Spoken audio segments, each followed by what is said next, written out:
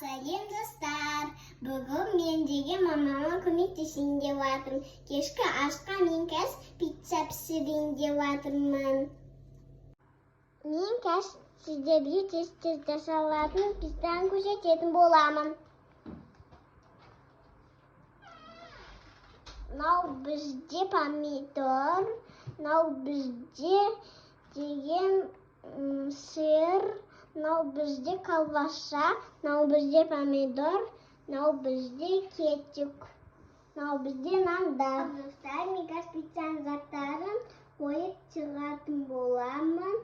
Оны қазір мен нандардың үстіне бір-бірден қоятын боламын.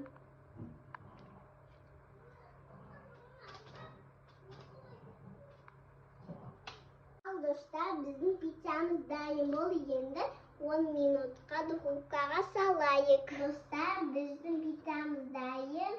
Енді достар, видео бітті. Енді всем пока.